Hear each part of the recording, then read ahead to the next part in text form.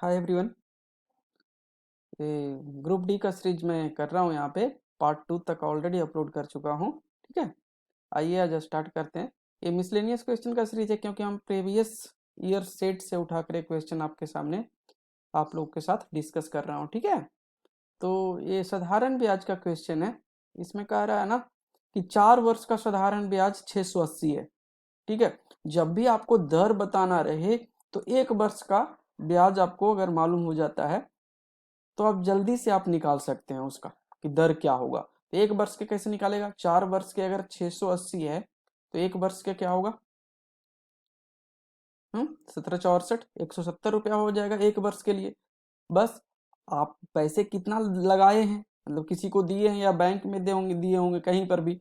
Bank में तो आप पैसे दिए हैं 3400 रुपया। ठीक है, और 1 साल में आपको साधारण ब्याज मिला उसका 170 रुपया। तो कहेंगे ना कि 170 रुपया कितना परसेंट है 3400 का?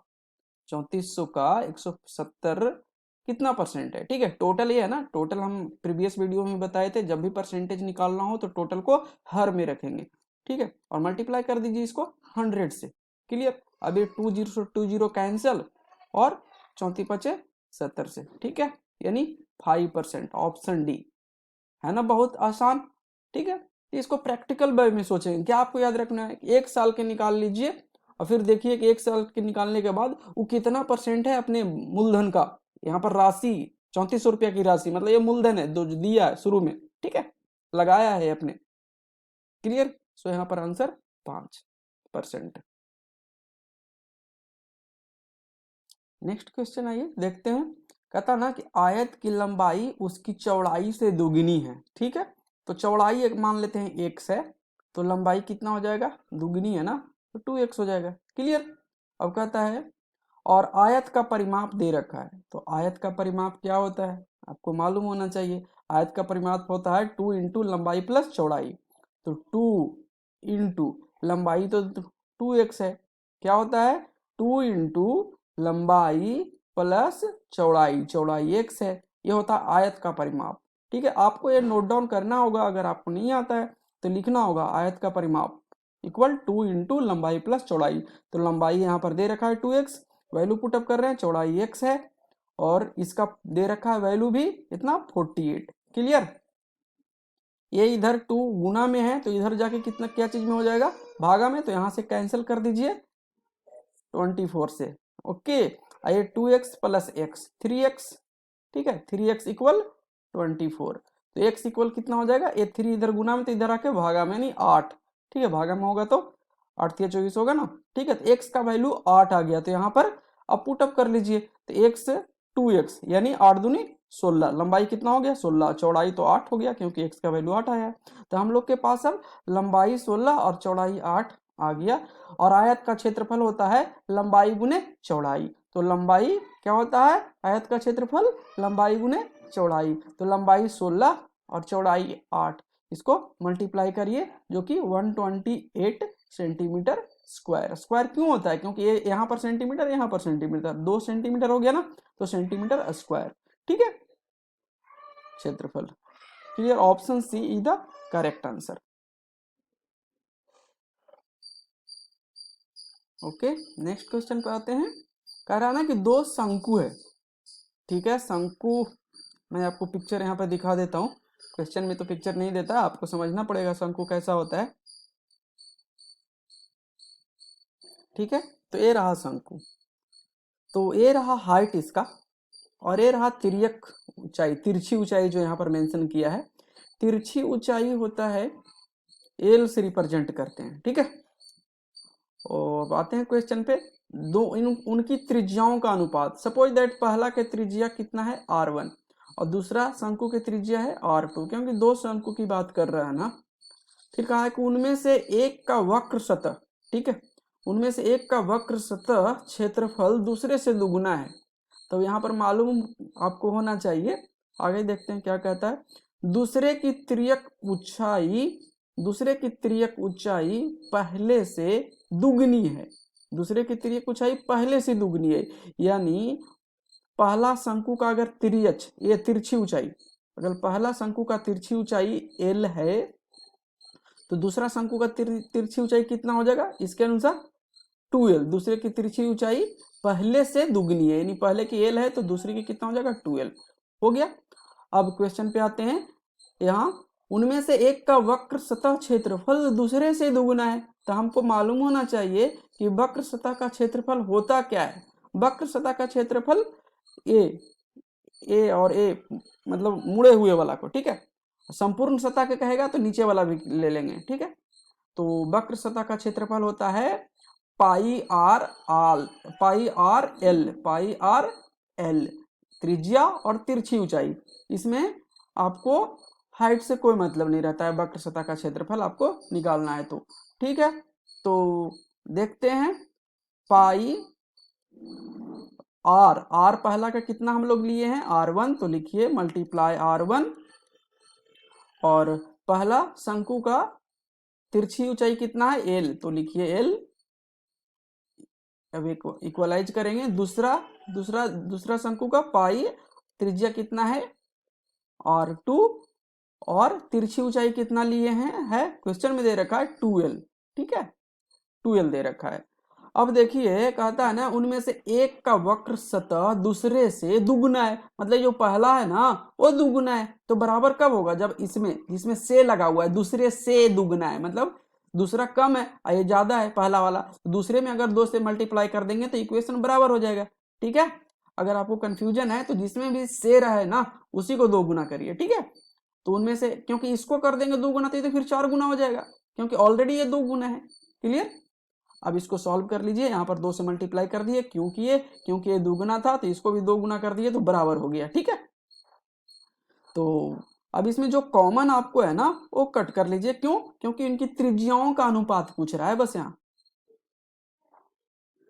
यहाँ पर देखिए पाई से पाई कैंसिल हो गया, क्लियर। और एल से एल कैंसिल हो जाएगा, ठीक है, एल दोनों है। अब इधर क्या बच गया, अब ए साइड मतलब बाएं साइड क्या बच गया, केवल R1, ठीक है। और दाएं साइड से ए साइड से R2 को ले आइए इधर, तो इधर गुना में तो इधर आके भागा में, ठीक है R2। अब क्या बच गया इधर, ये 2 बच गया और ये 2 बच गया, ठीक है। तो 2 2 4 और इधर कुछ नहीं था मल्टीप्लिकेशन में, यानी 1 था, यानी नीचे इधर 1, यानी R1 और R2 का रेशियो क्या हो जाएगा, दोनों त्रिज्याओं का रेशियो कितना हो जाएगा 4:1, यानी 4:1। क्लियर। So option 4। अगर आपको ये फॉर्मूला मालूम है और ये कंसेप्ट मालूम है तो ये बहुत ही आसान क्वेश्चन है, ठीक है। तो आपको याद क्या करना है कि शंकु का वक्र सतह का क्षेत्रफल होता है पाई आर एल, ये होता है हाइट, ये होता है त्रिज्या। क्लियर। संपूर्ण सतह का क्षेत्रफल करेगा तो ये 2 पाई आर ऐड हो जाता है, नीचे वाला जो होता है ना एक सर्कल जैसा आपको दिख रहा है ना, ये भी ऐड हो जाता है। संपूर्ण सतह का क्षेत्रफल मतलब पूरा ऑल अराउंड सबका, ठीक है। तो pi R L plus 2 pi R. Clear. इसको किताब में ऐसे करके लिख देता है pi R into pi R, ऐसे देख लीजिए ना, पाई आर प्लस नीचे वाला pi R square, sorry 2 pi R not pi R square. क्षेत्रफल है ना, तो इसमें से कॉमन क्या हो जाएगा, पाई आर कॉमन है, pi R into L plus R, ये संपूर्ण सतह का क्षेत्रफल होता है, ठीक है। पाई आर यहाँ और पाई आर, ठीक है, पाई कॉमन ले लिए तो आर केवल बच गया ना। संपूर्ण वक्र सतह का क्षेत्रफल क्या हुआ पाई आर एल, ठीक है। संपूर्ण सतह का क्षेत्रफल क्या हो जाएगा pi R into L plus R. Clear. और इसका कहेगा कि आयतन शंकु का आयतन का क्षेत्रफल क्या होता है, तो 1/3 pi R square H, 1/3 pi R square H. Clear. It's okay ना, ओके। चलिए आगे बढ़ते हैं। यहाँ पर 5x प्लस वाई इक्वल 44 दे रखा है, y माइनस एक्स इक्वल -11 देख रखा है, तो y का तो बहुत ही आसान है। इसको समीकरण 1 मान लीजिए और इसको समीकरण ये पूरा को समीकरण 2 मान लीजिए, ठीक है। फिर समीकरण 1 माइनस समीकरण 2 कर दीजिए, ठीक है। क्यों ऐसा कर रहे हैं, ए को कैंसिल आउट करेंगे तो दूसरा का 1 निकल जाएगा। यहाँ से यहाँ तक हम क्या माने, समीकरण 1, ठीक है, और ये समीकरण 2। तो माइनस हम कर रहे हैं यहाँ पे देखिए 5x प्लस वाई इक्वल 44, ये समीकरण फर्स्ट है। और दूसरा कितना है y माइनस 6x इक्वल -11। इसको अगर आप माइनस करते हैं तो साइन चेंज हो जाता है। यहाँ पर y के पहले यहाँ पर कोई साइन है यानी प्लस साइन है तो माइनस हो जाएगा। यहाँ पर y6 से पहले माइनस साइन है तो क्या हो जाएगा, प्लस हो जाएगा। यहाँ पर 11 से पहले साइन माइनस है तो प्लस हो जाएगा, मतलब चेंज हो जाता है साइन, माइनस तो प्लस, प्लस तो माइनस। ठीक है, अब देखिए ये y तो y के साथ आप काम करेंगे ना, तो y यहाँ पर माइनस है, यहाँ पर प्लस है तो कैंसिल हो जाएगा। क्या हो जाएगा, ये कैंसिल। ठीक है, तो यहाँ पर y से y को कैंसिल करिए और ये 5x अब प्लस 6x अब हो गया है। ठीक है, तो 11x ऐड हो जाएगा ना, 11x। ठीक है, और यहाँ पर देखिए ये 44 प्लस है, यहाँ पर कोई साइन नहीं यानी प्लस में है वो। ठीक है, 44 प्लस ये भी प्लस में हो गया 11 यानी 55। क्लियर, तो x का वैल्यू क्या हो जाएगा, 55/11 इधर जाके 5। ठीक है, x का वैल्यू 5 हो गया, लेकिन यहाँ पर तो y का वैल्यू पूछ रहा है तो यहाँ पर मान पुटअप कर दीजिए इक्वेशन फर्स्ट में। 5x है ना, तो x की जगह पर 5 रखेंगे और प्लस y। ठीक है, और इक्वल में 44 है तो 44। क्लियर, अब यहाँ पर y इक्वल ये 55 से 25 हो जाएगा, 25 जाके उधर माइनस में हो जाएगा क्योंकि इधर प्लस में है, तो 44 माइनस 25। ठीक है, 44 माइनस 25 कितना हो जाएगा, ये 14 में से 5 गया 9। क्लियर, और 3 में से 2 गया 1 यानी 19। Option C is the correct answer. ठीक है, समझ में आ गया ना। x का जब मान हमको निकला तो समीकरण 1 यहाँ पर हम वैल्यू पुटअप कर दिए, x की जगह पर 5 रख दिए। ठीक है, बहुत ही आसान था। अगर आपको इसके बावजूद भी कोई दिक्कत है तो कमेंट्स करके आप मुझे बता सकते हैं। ठीक है, और जो ज़्यादा इंटरेस्टेड है, लाइव पढ़ना चाहते हैं, तो हम टीचमेंट ऐप पे लाइव भी पढ़ाता हूँ मैथ।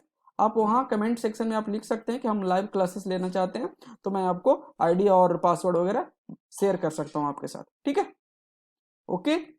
सो आइए नेक्स्ट क्वेश्चन की तरफ बढ़ते हैं। ओके, कक्षा में लड़कों की औसत आयु कक्षा में लड़कियों की संख्या से दुगनी है। ठीक है, आगे पढ़िए। 50 की कक्षा में लड़कों और लड़कियों का मतलब कक्षा में टोटल स्टूडेंट्स है कितना, 50, तो लड़कों और लड़कियों का अनुपात उसमें है 4:1, मतलब 4:1। ठीक है, अनुपात में टोटल कितना है, 4 1 प्लस 5, टोटल कितना है अनुपात में 5, लेकिन एक्चुअल में कितना है 50। तो क्या है इसमें रिलेशन, एक्चुअल में तो 10 गुना है ना, 10 × 50, तो यहाँ पर अनुपात में जो 4 है लड़कों की संख्या वो कितना होगा, 10 गुना, तो 10 से गुना कर दीजिए तो 40, यानी लड़का कितना हो जाएगा और लड़की कितना हो जाएगा, ये भी 10 गुना हो जाएगा यानी लड़की हो जाएगा 10।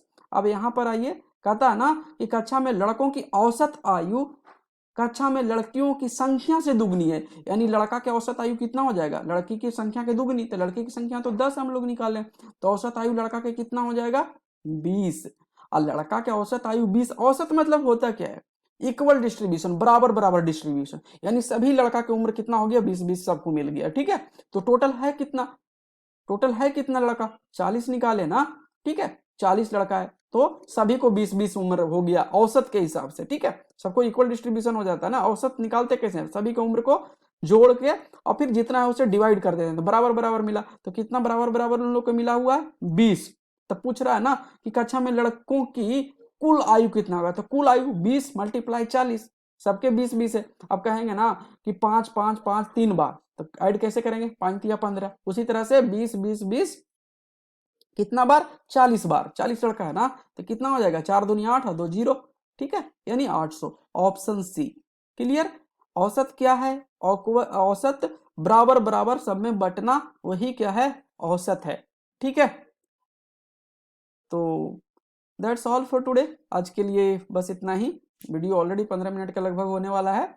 ठीक है, आपको अगर अच्छा लगा है, अगर वीडियो पे पहली बार विजिट कर रहे हैं तो प्लीज़ सब्सक्राइब करिए, और अच्छा वीडियो लगा तो प्लीज़ लाइक करिए, उससे हमको प्रोत्साहन मिलता है। ठीक है, so that's all for today. आप कमेंट करके बता सकते हैं कि कैसा लगा। ठीक, ओके, सो दैट्स ऑल।